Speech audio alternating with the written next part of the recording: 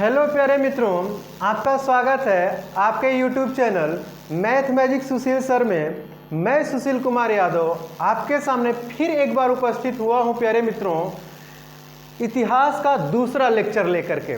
प्यारे मित्रों, पहले लेक्चर में हम आपको बताए थे इतिहास का एक खाका हमने तैयार किया था। उसमें बताया था इतिहास को छोटे छोटे भागों में तोड़ करके कि पढ़ने के सुविधा के दृष्टि से हम कितने भागों में इतिहास को बांट करके पढ़ते हैं प्यारे मित्रों, और बहुत ही बेहतर तरीके से इतिहास का कालक्रम हम आपको सिखाए थे। आज हम पढ़ेंगे इतिहास जानने के स्रोत। एक बात बताइए प्यारे मित्रों, इतिहास की जानकारी हम लोगों को कहाँ से हो गई? इतिहास की जानकारी हम लोग को कहाँ से हो गई? क्या हमारे पापा बताए हमको? क्या हमारे बाबा बताए हमको?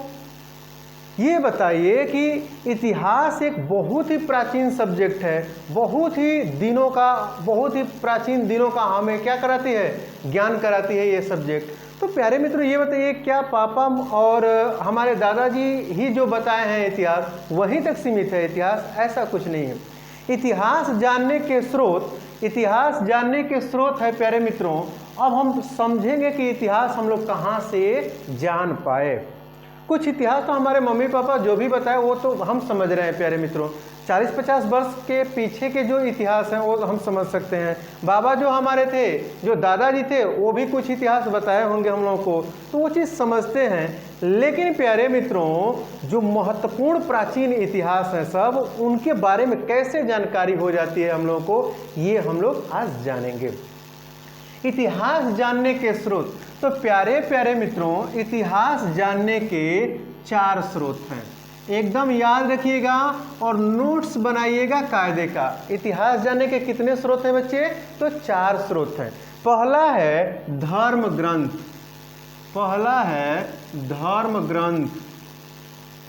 धर्म ग्रंथ। और बच्चे दूसरा जो स्रोत है वो है ऐतिहासिक ग्रंथ।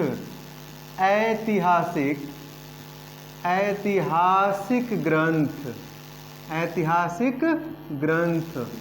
और जो तीसरा होगा ना बच्चे, वो हो जाएगा विदेशी यात्रियों का विवरण या विदेशियों का विवरण। विदेशी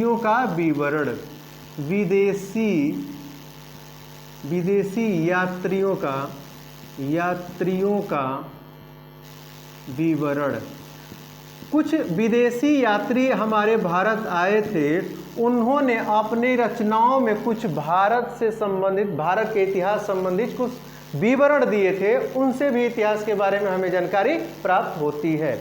जो चौथा होगा प्यारे मित्रों, वो होगा पुरातत्व संबंधी साक्ष्य। पुरातत्व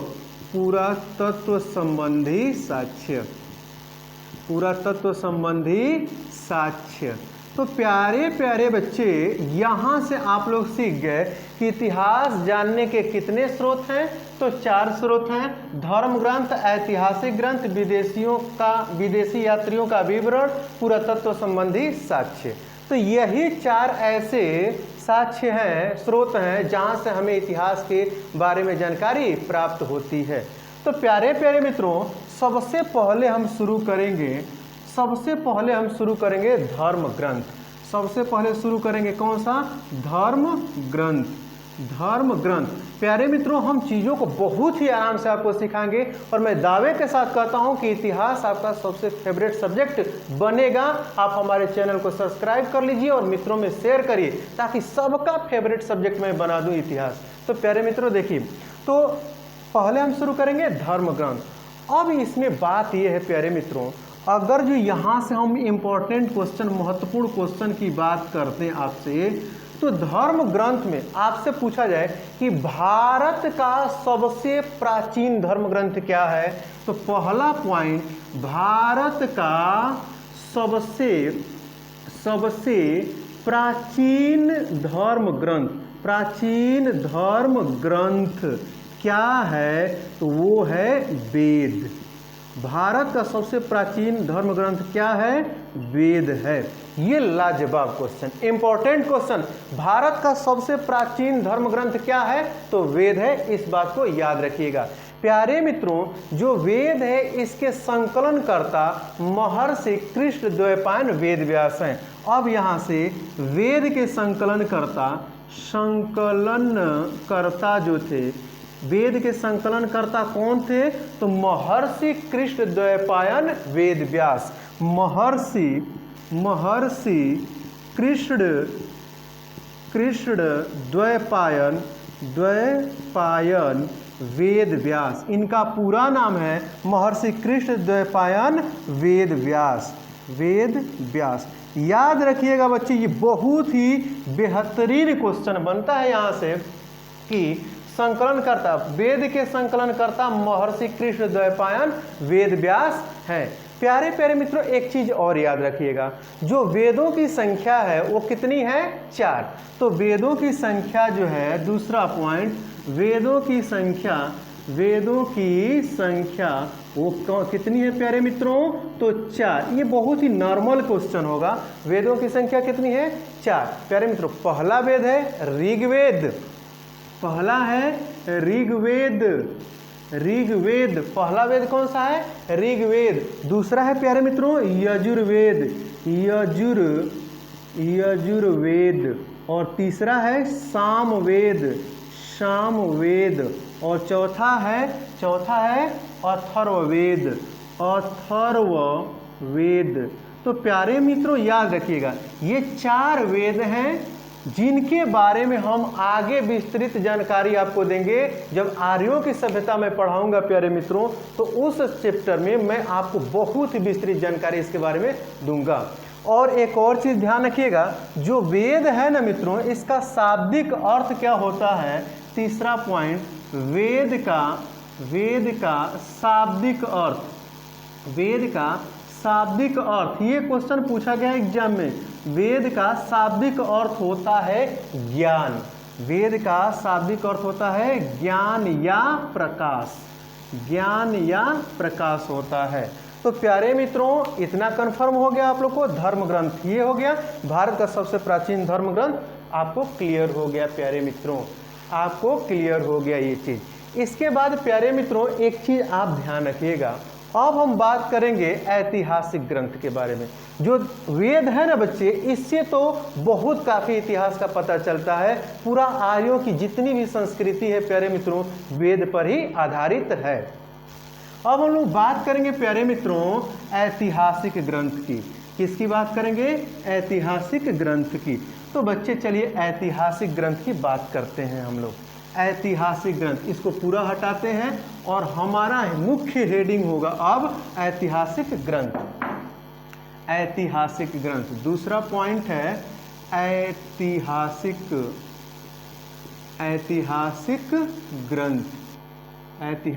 ग्रंथ।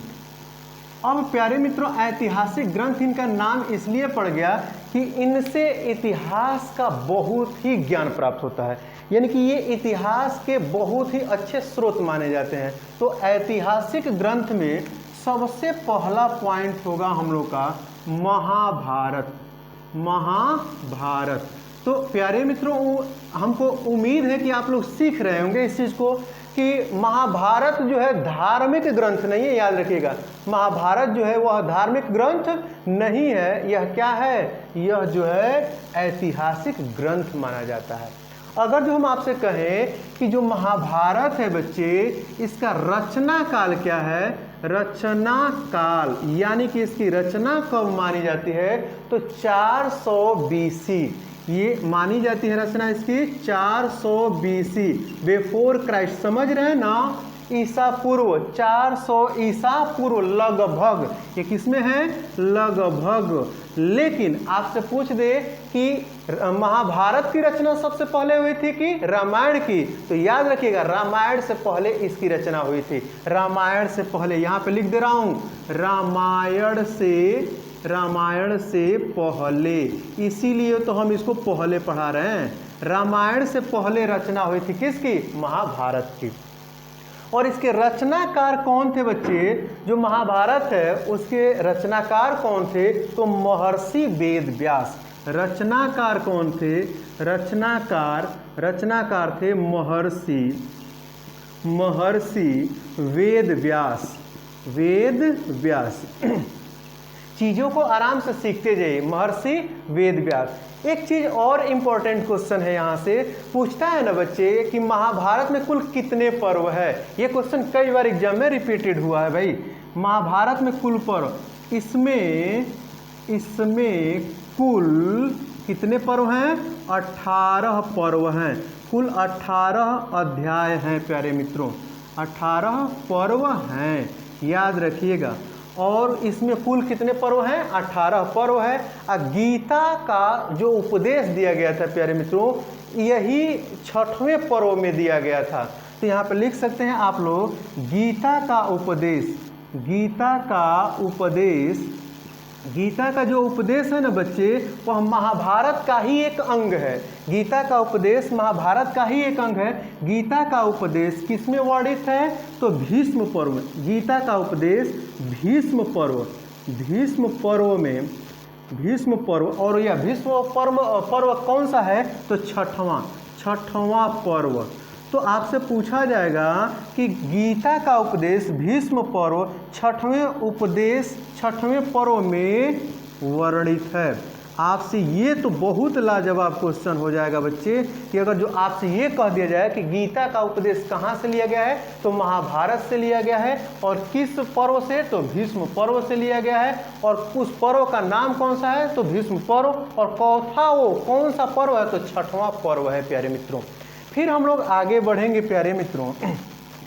यदि आप लोगों से हम ये कह दें प्यारे मित्रों कि गीता में ही सर्वप्रथम अवतारवाद का उल्लेख मिलता है, गीता में ही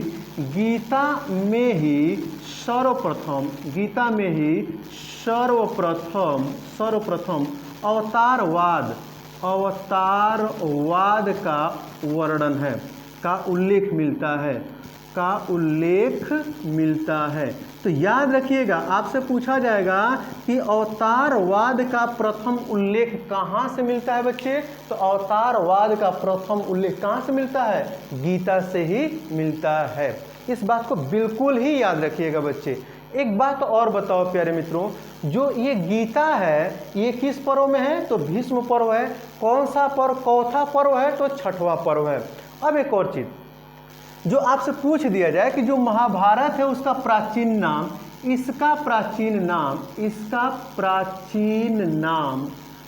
नाम, यही तो इम्पोर्टेंट क्वेश्चन है।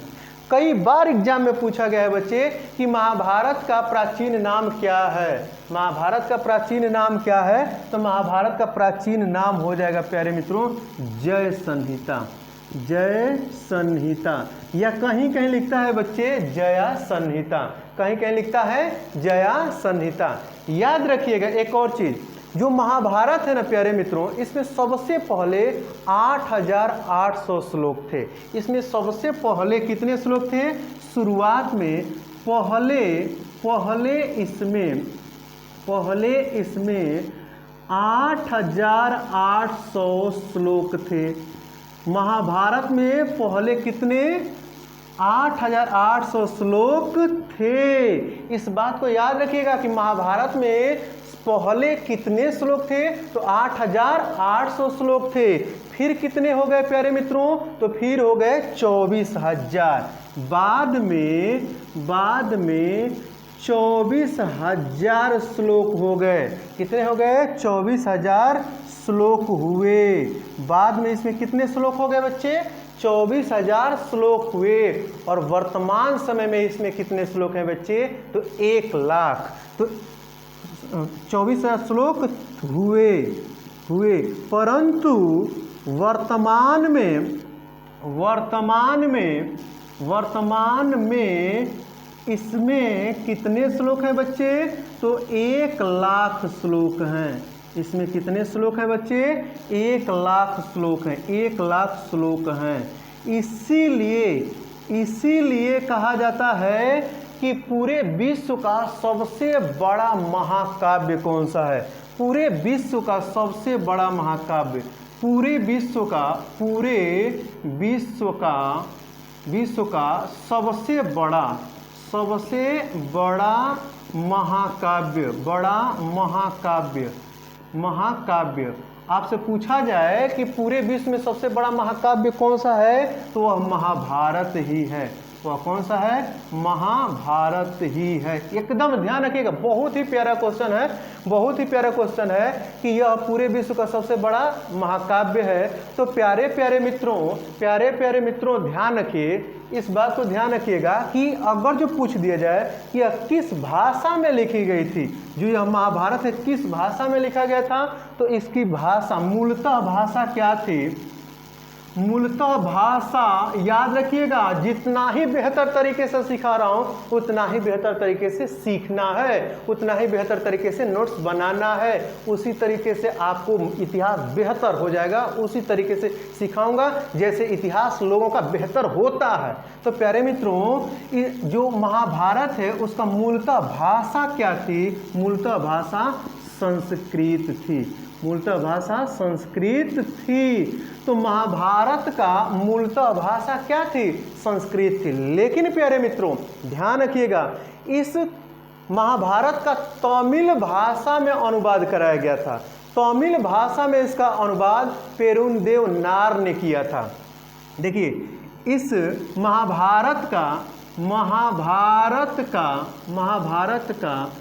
तमिल भाषा में अनुवाद कराया गया था। किसके द्वारा? तो पेरुंदेवनार ने किया था। महाभारत का तमिल भाषा में अनुवाद पेरुंदेवनार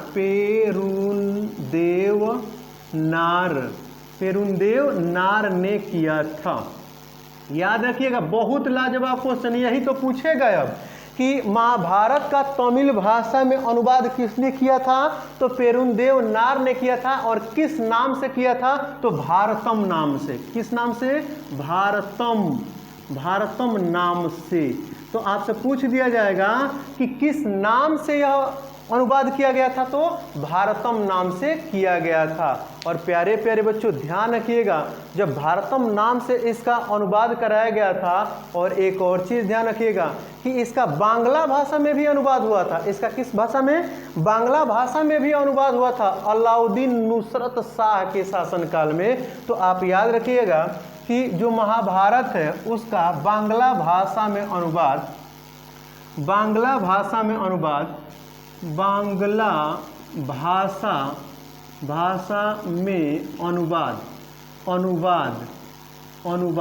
कब कराया गया था? तो अलाउद्दीन नुसरत शाह के समय कराया गया था। बांग्ला भाषा में अनुवाद अलाउद्दीन नुसरत शाह के समय में कराया गया था। बांग्ला भाषा में इसका अनुवाद अलाउद्दीन नुसरत शाह के समय में कराया गया था। और प्यारे प्यारे बच्चों, जो ये महाभारत है ना, यह पांडवों व कौरवों का युद्ध था। पांडव और कौरवों के बीच जितना युद्ध हुआ, जो भी कार्यक्रम हुआ था, उसका पूरा जिक्र किसमें किया गया है? तो प्यारे मित्रों महाभारत में किया गया है। तो उम्मीद है ये चीज़ आपको क्लियर हो गई होगी बच्चे। तो देखिए, महाभारत से जो भी चीज़ें छूटी होंगी फिर हम आगे जो इतिहास पढ़ाएंगे तो उसमें जिक्र करेंगे। अब जो है ऐतिहासिक ग्रंथ में महाभारत हो गया बच्चे। अब हम चलेंगे आगे ऐतिहासिक ग्रंथ में, किसको लेकर के? तो वह ऐतिहासिक ग्रंथ होगा बच्चे रामायण। वह ऐतिहासिक ग्रंथ क्या हो जाएगा अब? रामायण। तो प्यारे मित्रों, अब यहाँ पर हेडिंग हमारा हो जाएगा रामायण। तो याद रखिएगा, इसको भी बहुत कायदे से सीखिए। ये दूसरा पॉइंट हो जाएगा रामायण। तो प्यारे प्यारे मित्रों, जब रामायण के बारे में बात करेंगे, आप लोग सभी लोग जानते होंगे कि रामायण बहुत ही एक प्रसिद्ध रचना है, और इसका रचना काल क्या है? तो इसका रचना काल जो होगा प्यारे मित्रों, इसका भी रचना काल होगा 400 BC बिफोर क्राइस्ट, यानी कि ईसा मसीह के पहले 400 ईसा पूर्व। और यह महाभारत के बाद, तो याद रखेंगे ना इस चीज़ को कि महाभारत के बाद ही रचना हुई थी। किसकी? महाभारत के बाद जाकर के रचना हुई थी। किसकी? रामायण की प्यारे मित्रों, इतना याद रखेंगे। और एक और चीज याद रखिएगा, जो ये रामायण है ना प्यारे मित्रों, इसके रचनाकार कौन थे? तो महर्षि वाल्मीकि। तो रचनाकार तो इसके रचनाकार थे महर्षि वाल्मीकि। तो याद रखिएगा प्यारे मित्रों, इसी महर्षि वाल्मीकि ने रामायण की रचना की थी। तो प्यारे प्यारे मित्रों, एक और चीज याद रखेंगे बच्चे, जो रामायण है ना बच्चे, उसमें श्री रामचरित्र के गुणों का व्याख्यान किया गया है और उनके द्वारा लड़े गए युद्धों का वर्णन किया गया है प्यारे मित्रों इसमें, रामायण में। और एक और चीज, इसमें सर्वप्रथम शुरुआत में मात्र 6000 श्लोक थे। इसमें पहले कितने श्लोक थे बच्चे? तो 6000 श्लोक थे। जो रामायण है उसमें शुरुआत में कितने श्लोक थे? तो मात्र 6000 श्लोक थे।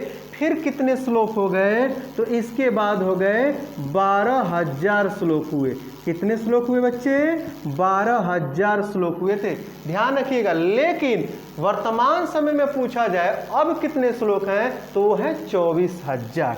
अब कितने श्लोक है बच्चे? तो 24000 श्लोक हैं। वर्तमान में पूछा जाए कि वर्तमान में इस समय रामायण में कितने श्लोक हैं बच्चे? तो 24000 श्लोक हैं इस रामायण में। तो याद रखिएगा बच्चे, जो रामायण है ना, वह आदि ग्रंथ भी कहा जाता है रामायण को। और जो रामायण का तमिल भाषा में अनुवाद किया था प्यारे मित्रों, वह कवि कंबन ने किया था। रामायण का तमिल भाषा में अनुवाद यहाँ पर ही लिखते हैं। रामायण का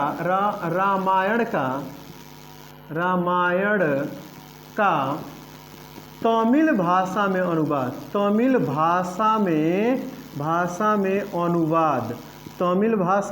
अनुवाद किया था कौन? तो कवि कंबन ने किया था।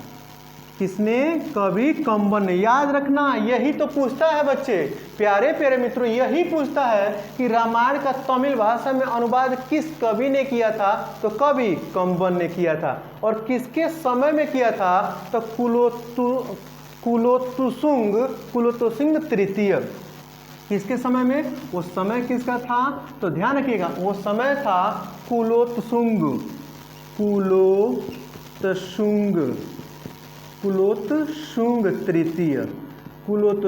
तृतीय के समय में कवि कंबन ने इसका रामायण का तमिल भाषा में क्या किया था बच्चे? अनुवाद किया था। इसके बाद कृत्तिवास ने वार्वक शाह के समय इसका बांग्ला में अनुवाद किया था। तो ध्यान रखिएगा, कृत्तिवास, ध्यान रखिएगा, क्या नाम है? कृत्तिवास नामक कृत्तिवास कवि ने वार्वक शाह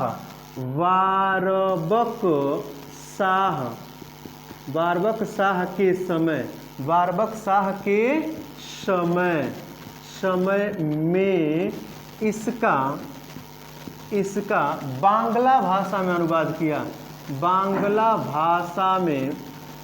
भाषा में अनुवाद किया, ध्यान रखिएगा, में अनुवाद किया। मोस्ट इंपॉर्टेंट क्वेश्चन तो यही है कि बांग्ला भाषा में अनुवाद किसने किया था, फिर तमिल भाषा में अनुवाद किसने किया था। तो प्यारे प्यारे मित्रों, इस चीज़ को याद रखिएगा कि यह जो रामायण है रचना काल 400 BC महाभारत के बाद हुआ। रचनाकार महर्षि वाल्मीकि जी हैं। इसमें कुल श्लोक शुरू में 6000 थे और फिर इसमें 12000 श्लोक हुए और वर्तमान में श्लोक कितने हो गए? 24000 श्लोक हो गए। इसीलिए तो चतुर्विंशति सहस्त्र संहिता इसे कहा जाता है। चतुर्विंशति सहस्त्र संहिता, चतुर्विंशति